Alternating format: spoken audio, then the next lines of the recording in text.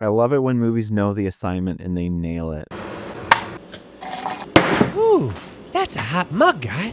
Hey guys, this is my review for Relay. This is a movie I didn't get to see in theaters, and I kind of really wish I had. I went and saw Honey, Don't on the day this came out instead of this, and I very much regret it. Right off the bat, this is a very interesting take on the idea of whistleblowing. Essentially, the idea is about what would happen if whistleblowers got a little bit too intimidated and just wanted to basically ensure their own safety, but also give the documents back to the corrupt company. Riz's character is the courier in between, basically facilitating a proper transaction while also keeping a means of protection for the whistleblower. And this movie oozes with 70s espionage thriller. For those of you who don't know, in the 70s, there was a ton of really depressing espionage movies like The Parallax View, and they are sorely missed, even though they are very depressing. And this movie really went for it. David Mackenzie, the director of this movie, really wanted to go for it, and even the whole production was really in tune with this idea. There's even a trailer from Bleecker Street, one of the producers of this movie, that is 100% like an old-time 70s espionage movie. It's fantastic. Here's a little clip of it. He reaches you through a relay phone. This is the Tri-State Relay Service. His identity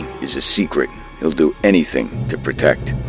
Riz has a new client who is played by Lily James, who gets a little bit into over her head. She wants to facilitate a proper transaction and she wants to get out. And Riz wants to help her and eventually gets a little bit too pulled in. As the things start to progress, things get worse and worse, and he has to take steps out of the norm of his routine that put him in danger, but that's because he's starting to feel a bit of a connection. Throughout the entire film, you're learning more about him, his history, why he does what he does, and you're always in a constant state of anxiety, whether it's Sam Worthington's team constantly hunting them down. Honestly, Sam's actually pretty good dickwad in this movie. Him and his team really reminded me of the Tracking Crew from Enemy of the State, another really good espionage movie. Like shit, that's like the last really good espionage movie I can think of in the last while. This movie nails down its subject matter right down to the means of communication with the whole relay network system. You will learn about an entire aspect of communication in the United States that up until I saw this movie never knew existed, and it's really cool, down to the device that Riz uses to communicate with his clients. I thought this was great. And of course, with plots like this, things do not go smoothly and things get more and more intense and more scary.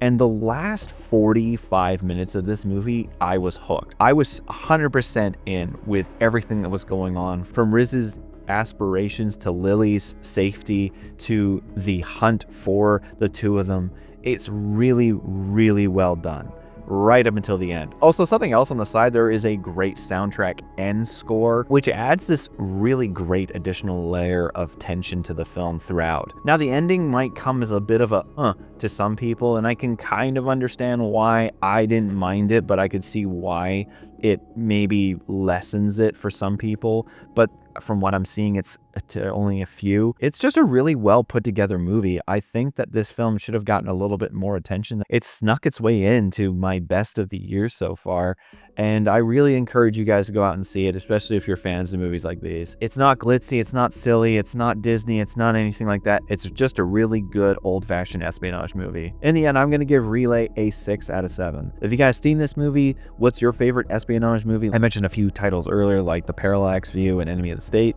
Do you guys have any? Let me know in the comments below. By the way, yes, you will notice that the wall is gone, very close to moving at the time of this recording, so you may see a few more with the wall like this, but you're really getting to see the Dark Knight cut out behind all the boxes. Anyways, hope you guys enjoyed this video. If you did, leave a like, and if you're just more, subscribe. And until then, see you guys next time.